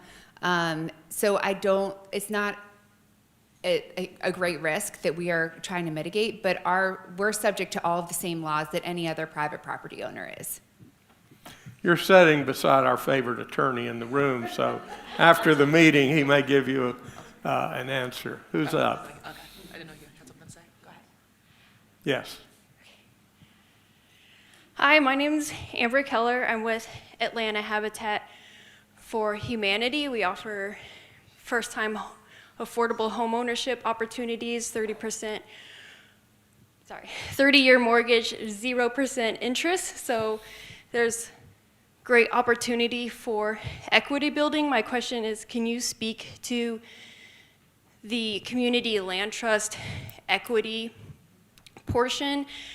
How much equity are homeowners able to acquire? Is there a large gap between community land trust equity building versus traditional homeownership opportunity? The concern is that could community land trusts be robbing people of the equity they could acquire with a traditional homeownership opportunity? Well, if you guys would just build 5,000 more of those Habitat houses, that would, very good question. Amanda? Yeah, and I think James put it well during his presentation, where for a long time, the binary was rental or homeownership. And what we offer is something in between. And we really see our program as a stepping stone between renting and owning in the city of Atlanta today. Because the gap between those two is really difficult for folks to bridge on their own, given how expensive it is to live in Atlanta today. So to answer your specific question about the equity and wealth building through the community land trust model, James didn't have time to go through this, but we use a resale formula. And there are 3 different types of resale formulas that are commonly used by community land trusts across the country. The one that we use is called an appraisal-based resale formula, which allows for the homeowner to share in the appreciation of the home during the time that they live there. Typically, that means they get to keep 25% of the appreciation of the home while they're in the home. And so, yes, there's certainly a gap between what an Atlanta land trust homeowner will realize as far as equity is concerned and what a traditional homeowner will realize. But again, a lot of times we're helping people get towards that ultimate goal of market rate homeownership, putting them on a pathway to that through our program. And so the community land trust model doesn't have to be the last stop on your homeownership journey. It can just help get you to where you want to be. A different tool, and we need all the tools in the toolbox right here. Joe? Hey everyone, Joe Robertson, Community Development, Social Responsibility at Renaissance Bank. Hey friends, how are y'all? Good seeing y'all. General question, how do land trusts and land banks work with housing authorities? And specifically, how have your groups worked with housing authorities? Interesting question, and good to see you, Joe, as always. Joe always asks interesting questions. That means he's not sure. No, so actually we just, interesting enough, so we actually just signed an agreement with Atlanta Housing, whereby the land bank is going to do acquisition services for Atlanta Housing in a particular neighborhood, particularly to wrestle free some of these problematic type properties that we have been talking about. And so, via our work, one thing that has happened recently, we've evolved as kind of an acquisition agent for the city of Atlanta, and so we're buying property, and so we're able to utilize our tools and our expertise to do that more effectively. And so, so we're actually being engaged with Atlanta Housing to do adjunct property acquisition to help build out some of their sites. So that's one thing. So they don't need to take advantage of our tax exemption and all these other stuff because they're the same, cut from the same cloth there. But they also can extinguish taxes, which we are the only legal entity in the state that can actually extinguish delinquent taxes, which we look at as, when we extinguish taxes, it's like non-cash equity we're putting into a project on behalf of the taxpayers. So we look at it very seriously, but that is the net effect of what we do, because you don't have to take project dollars to pay off delinquent taxes from somebody else that left them behind. And we need to understand it's not you creating delinquency, you're inheriting that. So they help to clear the title to do that. So we're actually bringing that to bear for the housing authority here.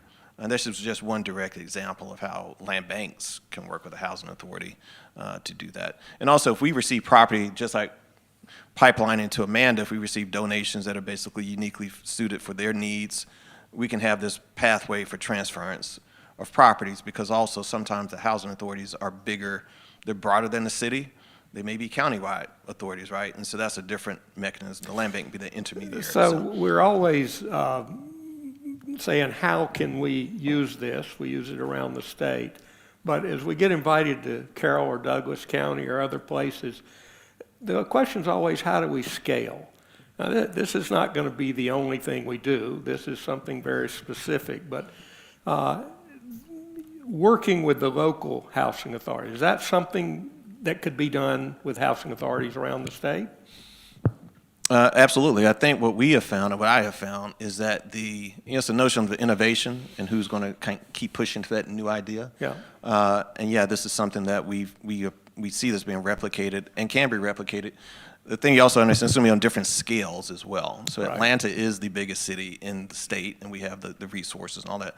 But if we go to another place, they can do a similar type effort, similar relationship, similar legal structure, all of that. It may not have the same dollar amount or the number of properties, but you can definitely have the same. Have you seen this, same Odetta? impact. Well, I think, yeah, what I definitely want to say is, especially with land banking, the metrics of success are set at that county and city level, right, by community. So if having a relationship with a housing authority is considered important in Douglas or any other county, you write that into your goals, right, into your into your policies and procedures, and your staff work towards that from the land bank perspective. So there can be unit count metrics of success. There can be community engagement metrics of success, and the idea of scale. Sometimes a land bank, works on a couple properties a year, but they're targeted, they represent what the community wants to have done. That's a successful land bank, right?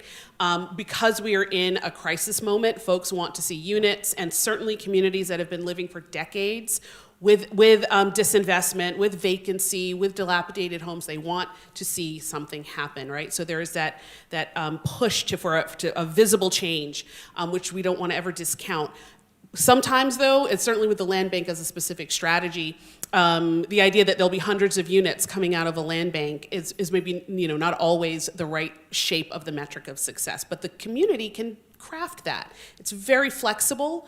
It is very locally driven, and so the idea of community engagement and reflecting the solutions needed, I think, is also one of the powers of certainly of the land bank and how it's formed, and then that feeds into how might the land trust again, go towards those community goals. So just keeping at the center a conversation with residents and neighbors will help to define what's the right scale, what are we talking about in terms of success, and then how to measure it later. How did we do in getting towards that? So a question from online from Melissa Klein.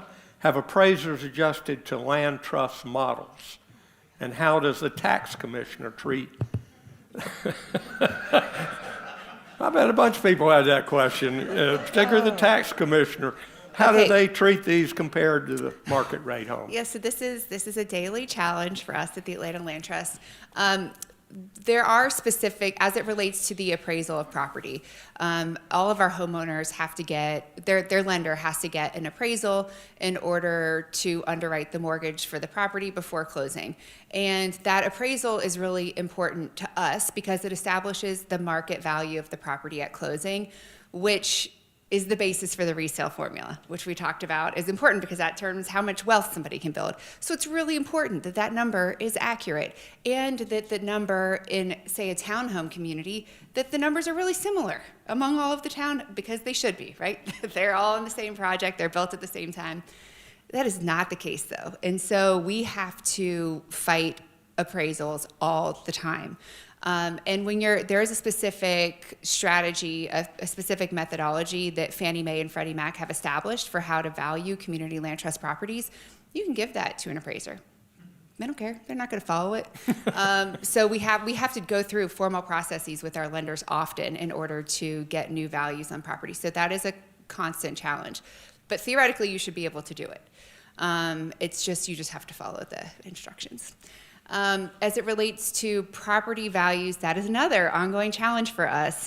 So we have been trying to work with the Fulton County Tax Commissioner to help them understand how our program works. Our ground lease is a deed restriction on the property. So again, according to state law, they have to take deed restrictions into consideration when valuing properties. So all of our homeowners should be paying property taxes based on the affordable price of their home. Legally, that is what they should be doing. But that is not what their tax bill and their property assessment actually reflects. So we every year have to appeal multiple property values. This year I wrote 20 appeals on behalf of our homeowners, and it's really a problem. Every time we appeal, it's decided in our favor, so the Board of Equalization understands our approach when we sit down and explain it to them, but it is not a sustainable way to be doing business, especially as we scale, so we really need a more systematic solution, and so hopefully the tax assessor will be open to that at some point in the near future. Well, I hope the tax assessor's listening in this morning, so in the back. Yes, sir. Mr. Ward. Thank you, Bill. The panel did an excellent job of helping us understand the difference. And you are, for everybody? Tillman Ward, Community Resource of Atlanta, based in historic Vine City. The panel did an excellent job in helping us understand the difference between a land bank and a land trust for the community benefit. My question is, who helps craft those partnerships for affordability, which changes from a 15-year and then a 99-year lease? Sometimes leadership changes over a 99-year period. But to have an agreement that stands the test of time, who do you help or who helps you craft those agreements and partnerships? Well, I would say our board of directors plays an important role in that. James referred to this tripartite board structure, which basically means we have 3 distinct groups that are represented on our board at the Land Trust. That includes homeowners and community members, nonprofit representatives, and public and private stakeholders like representatives from the Land Bank and the City of Atlanta. So when I leave the Land Trust, my 18-member board of directors will still be in place. They'll still be governing the organization and making all of those decisions. And we'll still have community partnerships in place. And so I think that is what will ensure the stability of the organization. But as far as who drafts the ground lease, that's me. We have great attorneys that we work with on a pro bono basis that support all of our legal needs, but on a transaction by transaction basis, we're writing those documents and they're being recorded at Fulton County like any other deed restriction as part of the transaction. Good. We got a few more minutes. We'll try to get as many as we can. Hey, I'm Alan Bell, and I've volunteered for the last 16 years on the board of Focused Community Strategies in the Brownsville historic South Atlanta neighborhood. Thank you for pulling this together. It's always amazing to see who's in the room, and I appreciate the leadership each of you are having in this area. Are you seeing anything from Florida with the statewide Live Local law and how capital from teacher pension funds and other large sources are starting to move into investing in housing to help stabilize people's ability to live closer to where they work in the state of Florida? I'm sorry that I don't have much to say on that yet, but I will say certainly there are folks talking at the state level about some kind of dedicated revenue fund for affordable housing. And so what are the ways to both get that kind of passed or to work with existing state housing funds to expand their definition so that housing, so that they can receive dollars from sort of, some kind of dedicated revenue source, but we do need something at the state level. The Sadowski Coalition in Florida supported the creation of a documentary stamp tax. Every time you file a deed and every page gets stamped, there's like 10 cents per page that goes into a fund that helps affordable housing at the state level. And then the sort of DCA equivalent in Florida has programs that disperse that money, some for single family, some for rental, et cetera. So there are great models, even in the Southeast, of how if we could amass some more money at the state level and send it out into communities in a thoughtful way, we could continue to build the resources needed. So these partnerships get what they need. And there is a vehicle perhaps for folks to invest some dollars into that can then be directed to affordable housing. So keep your eye out from groups like House ATL and others who are doing state policy agendas around a dedicated revenue source for affordable housing at the state level. So we can keep our eyes, and I don't know, Natalie, if you've got anything to say, but I was going to ask, is that a committee of the legislature that's having that, or are we just talking in the hall? Where's that because you got a room full of advocates here.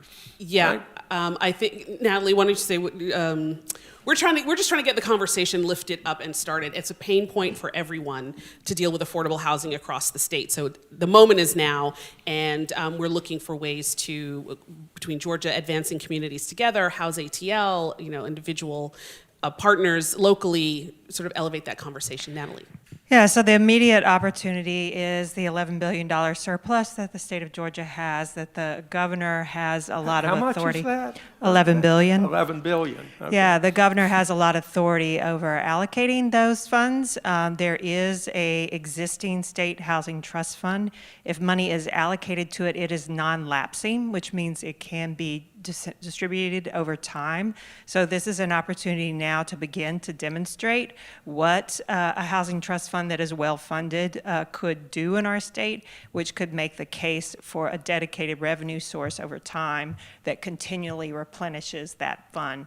So the State Housing Trust Fund has been funded since Bill was involved in the creation of it a long time ago, has been funded at about $3 million a year, which is pitiful statewide.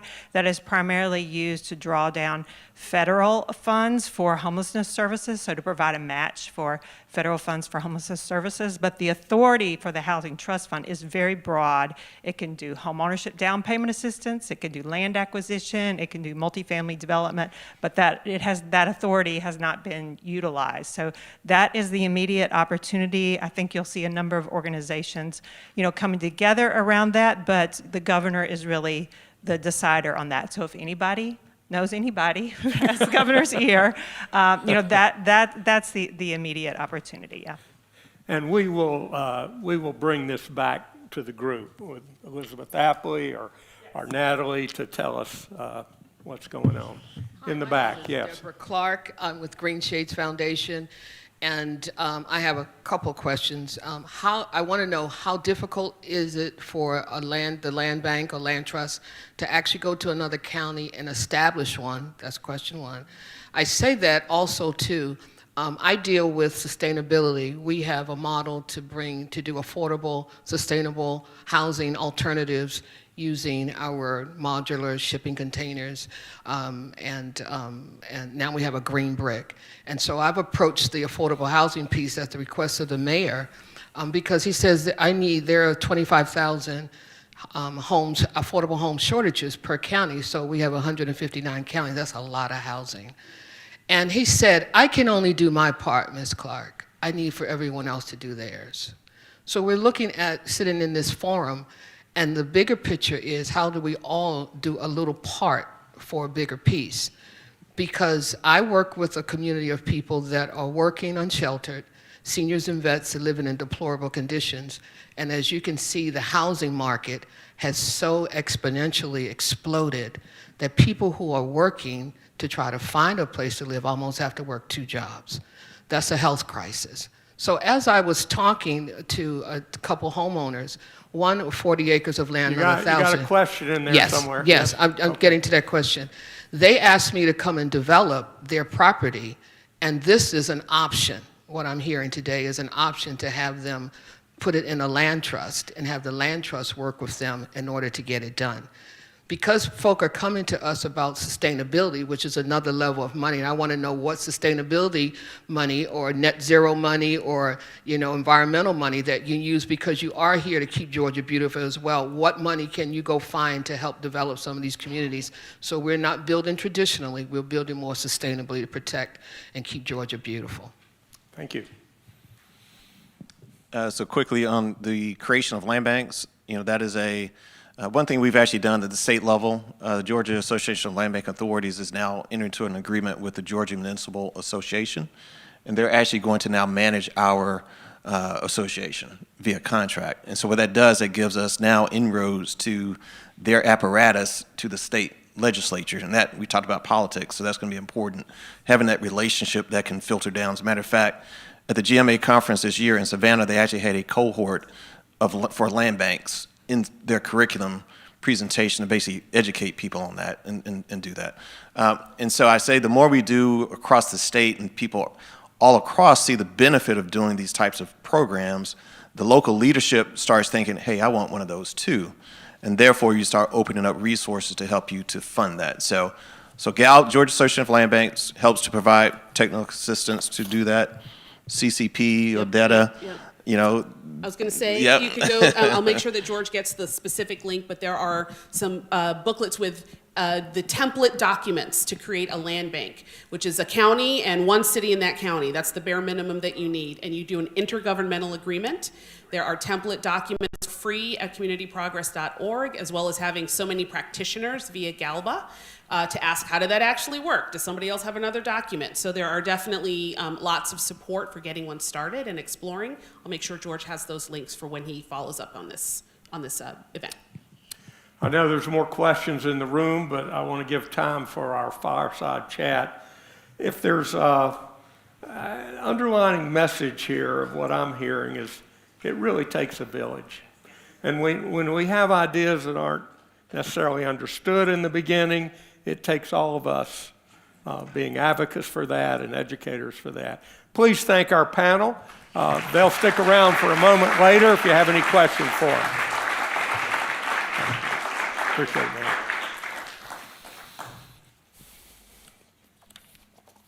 Okay, we're sort of on schedule. Let me invite my guests. Please come up. Let's move over here a little bit. Yeah. I'm going to put you here in the middle.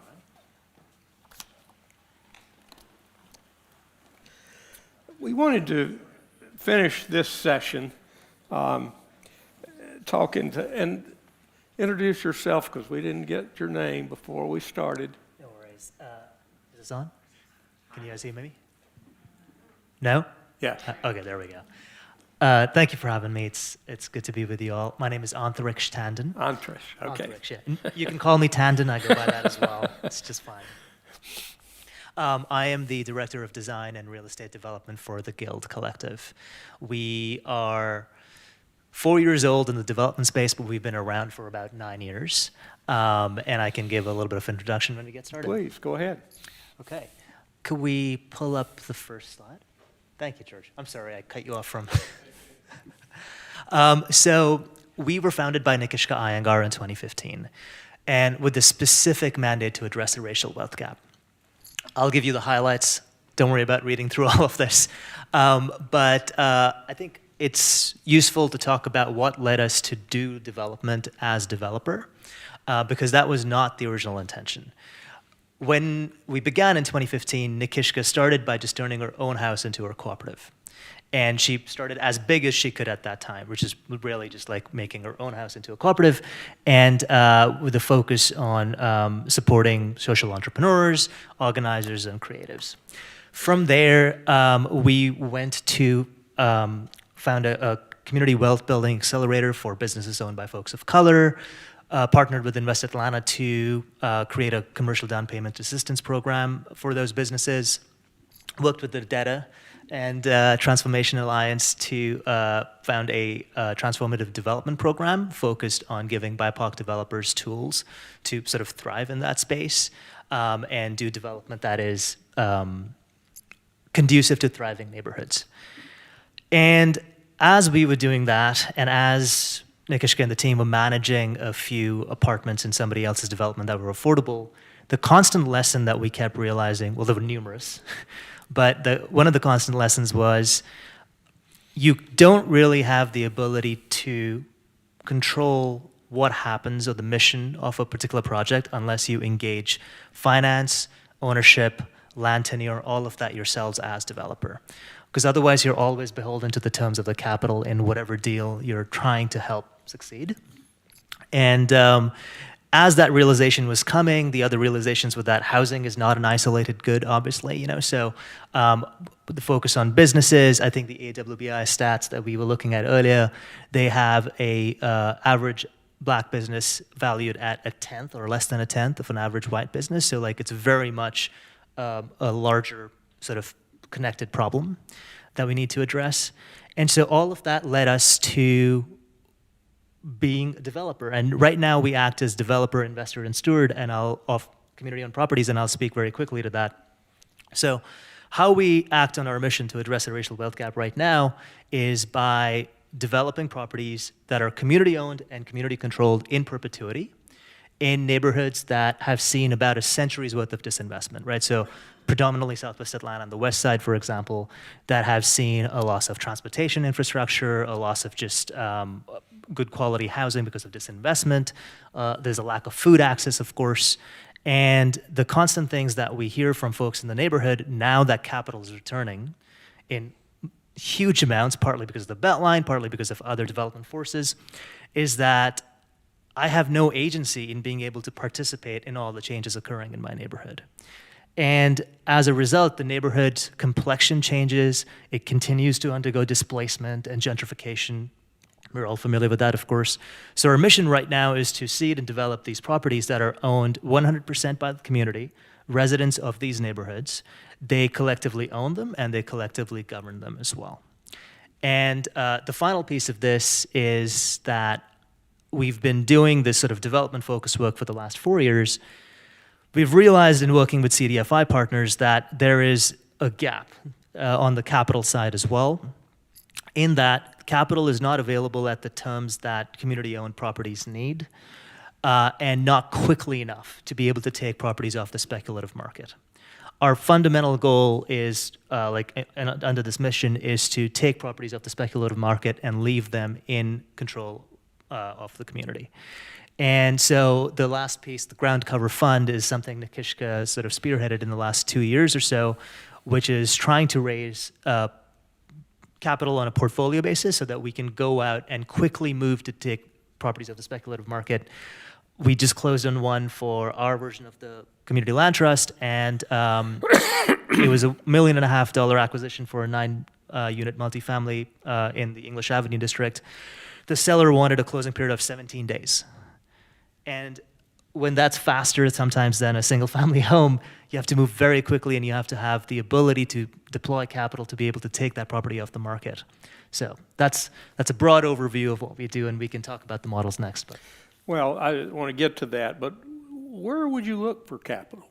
I mean, are you going out there making the pitch, invest in us? We want to create this fund and then carry out our mission? That's a great question, and yes, absolutely. Is so it Nick, foundations or corporations or individuals? Or? It's particularly foundations and high-value individuals, but really it's philanthropic capital. And my colleagues Avery Ebron and Nikishka Iyengar wrote a black paper a few years ago around the need for equitable capital in community ownership projects. It's readily available online.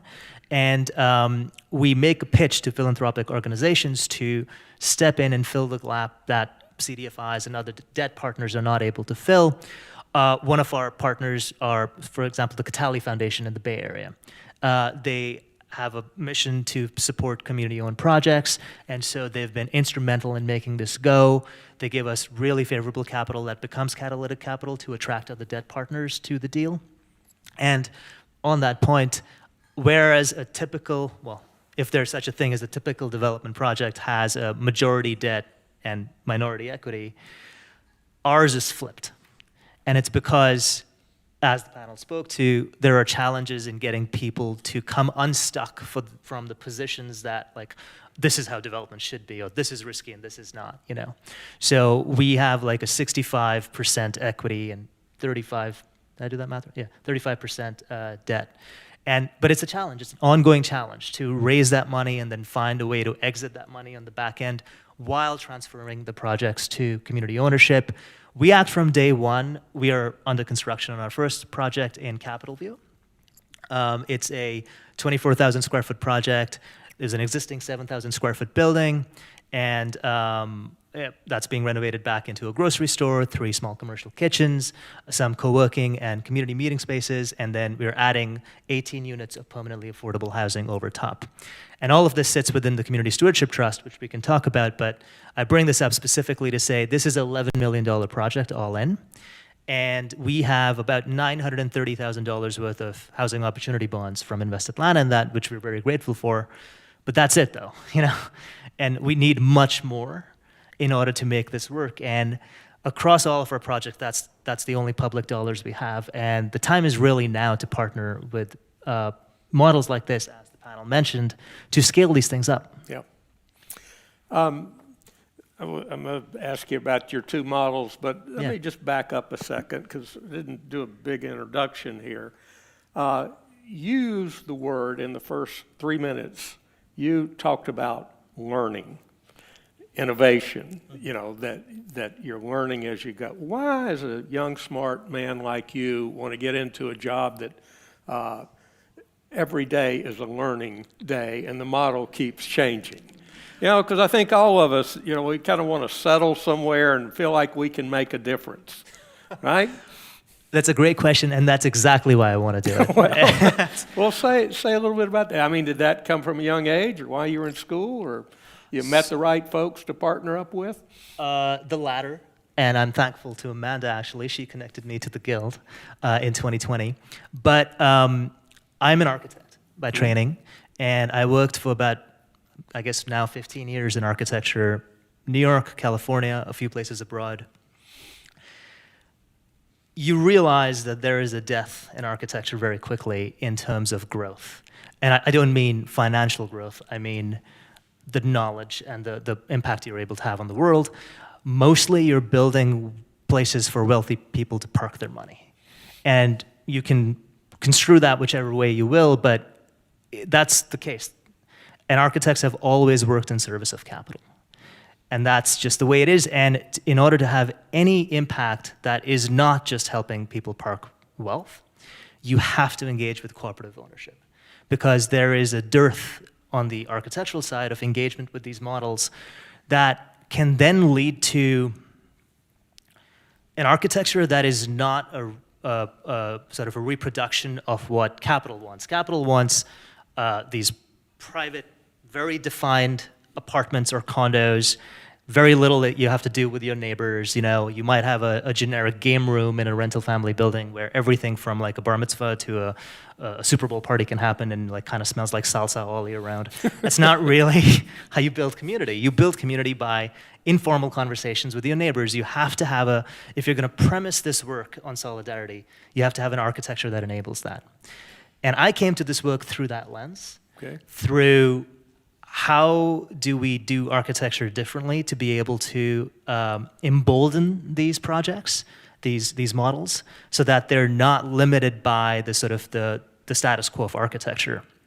And I will say on the learning bit, I have learned more in the last 4 years that I've been with the Guild than I did in the previous 11.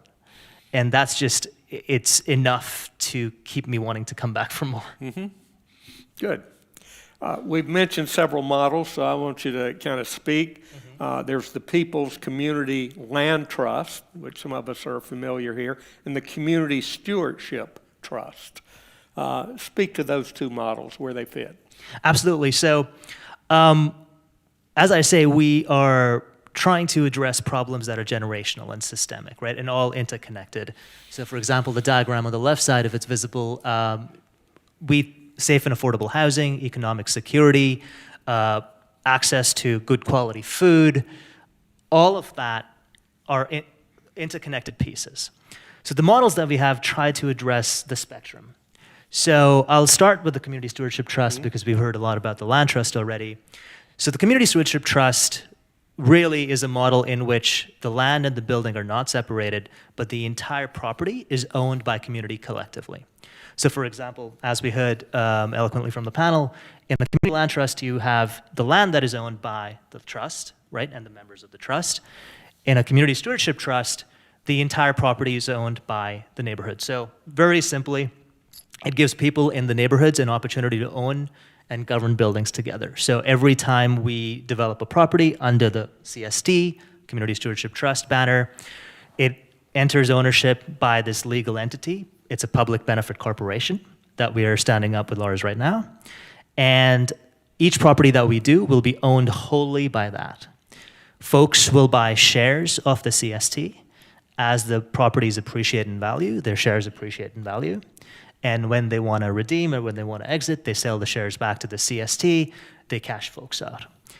And so there's the obvious financial benefit, right? Obvious financial wealth appreciation happening, really giving people a chance to financially participate in the appreciation of their neighborhood.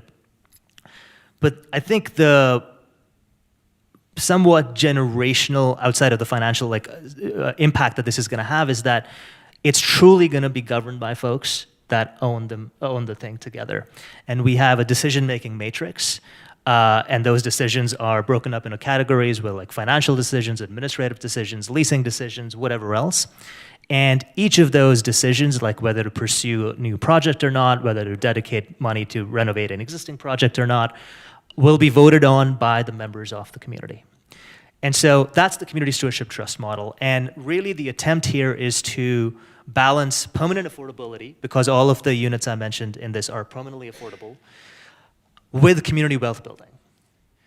As is probably obvious, those two are somewhat uncomfortable bedfellows, like building wealth while also maintaining affordability.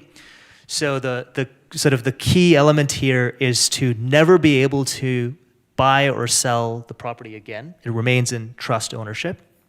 But as the value appreciates, the share appreciates. They're sort of separating out the need to sell the thing to gain financial value.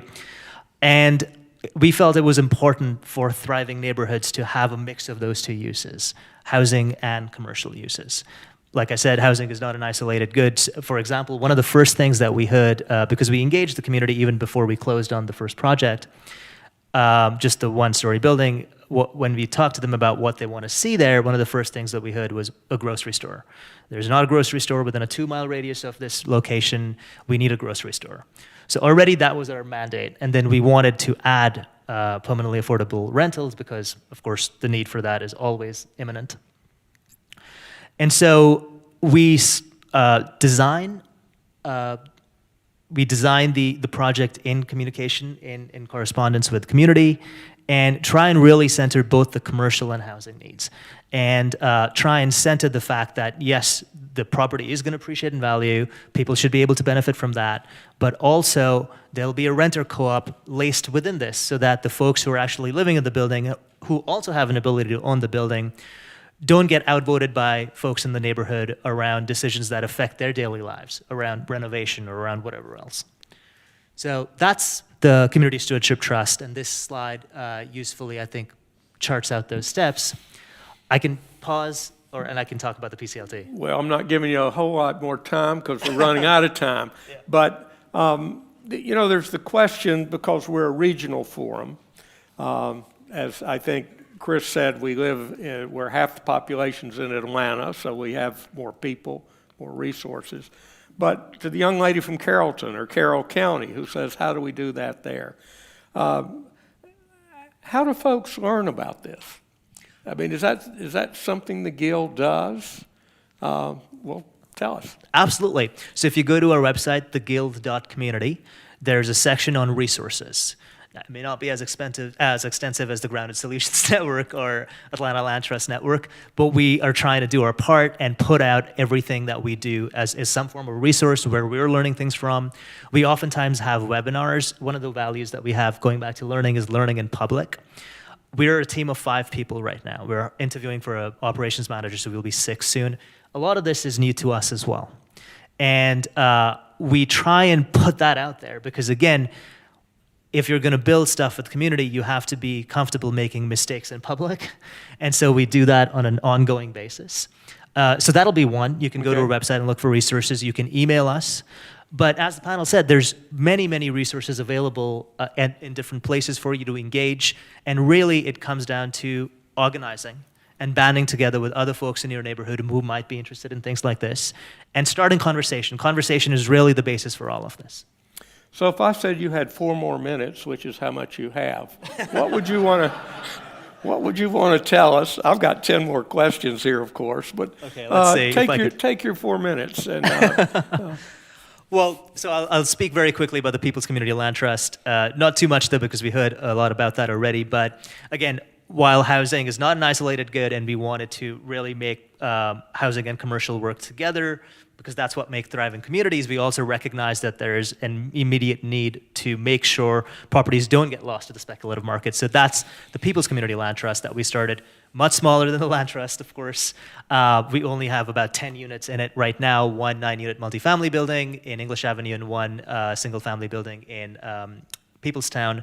But the idea is that this will also grow and that both will sort of grow synchronously. And really, we're interested in community ownership of every stripe. The thing I'll say with my last 2 minutes, I suppose, is not that I need to issue any sort of call to action, but like, here goes. The time is now. And like, if this is a room full of advocates, there is no reason that the City of Atlanta, the Atlanta Housing Authority, whoever else owns how much ever land in the City of Atlanta cannot scale these models up together across all of this land. It really just needs the doing, you know, and there's enough expertise in Atlanta to make it happen. So advocate for this sort of stuff because as James and Amanda spoke to it, the rates of foreclosure are lower, the rates of moving are lower. It is permanently stable housing. And it allows people to grow in place, which is all too often not possible.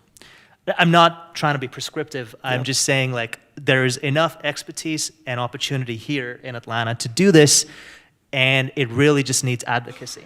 Whether that's advocating with the organization if you're with a lending partner, or whether you're at the city or in some sort of policy, or whether you just lead organizing in your neighborhood, you know. And like, we work with Housing Justice League and AFSC to start the PCLT. They have widespread sort of networks in the city. Engage with them. They certainly are more skilled than us when it comes to organizing as well. So engage with them, advocate for this work. I'm sorry we're out of time because we could have another 30 minutes here. Please thank Antagesh Tandon. I want to thank James, Chris, Odetta, Amanda. This has been quite rich. Thank you, sir. Now, let me make a few final comments, and several of you have made those for me, but I'll run through them again. Wanted to thank you all for taking the time to be here. There's never enough time, in particular when we're looking at a subject like this. We could spend the day, and maybe we should create ways to do that. We all work toward solutions, but we know there's no silver bullet. So we're talking about tools, and we've talked about unique tools that we're using here. I think there's a number of positives that are making this moment important. And I think, you know, we can also focus on our challenges and the negatives in the community, but we also have to look at the positives. Affordable housing is at the top of the list. Whether it's in New York City or Macon, Georgia, or Atlanta, it's finally there. Even the Georgia Chamber and the Atlanta Metro Chamber has it as a priority. We have 2 million people that'll be coming to this community in the next 15, 18 years. That means more density, we're going to need more creative solutions, and we're going to have to work it out with each other. I appreciate what you said about we have to do something together. And we're not going to do that on email. It's going to be because we bought something together or had to work in a neighborhood, figure out what kind of neighborhood we want. I think the business community has embraced this need because, as we like to brag, Georgia's the best community to do business in the country. But along with that comes, we need 20,000 units down in the Brunswick area. We need 10,000 units over in Social Circle area. We need housing in the metro Atlanta area. So the need drives sometimes the solutions that we're looking for. And we need strong leadership. And we are seeing, particularly here in Atlanta, with the mayor actually saying, vote for me if I reach these goals on housing. And we're starting to see that around the region. And if you track the link trip that ARC did a couple of weeks ago, that conversation was about collaboration. And then there's the cost of doing nothing. Last Housing Forum, we talked about housing and health. And there's been a number of conversations in the community that followed that particular forum. And you know, we ran out of time then too, all right? But there's a cost to health, as housing, where people live and whether it's healthy, is the biggest indicator of health in the community. So insurance companies and hospitals and so forth has a stake in this game, and that's the point we made. That education has a huge interest in this. Because as we look in Atlanta, how many people are moving? Some schools are seeing kids move to 3 different schools in one school year. You can't run a school system like that. And why they're moving is they're trying to find places to live. Economic development demands it. And I was just talking about, as we bring companies in, we're going to need to build housing, which is not just housing, we need to build community. And then the last thing I would say is I know no better tool than developing housing to create civility. So we're in this time of kind of in our silos. Things are pretty ugly between people. People that we disagree with sometimes become our enemy instead of somebody that we really need to sit down with. So that's the purpose of a housing forum. It's the purpose of House ATL. It's the purpose of the State Housing Trust Fund that we talked about. Purpose of the Regional Homeless Commission is to get in the room and treat each other with respect and try to understand each other's point of view. That's our goal here. That's the goal that you're meeting by showing up today and those that are online. I appreciate everybody who continues to participate.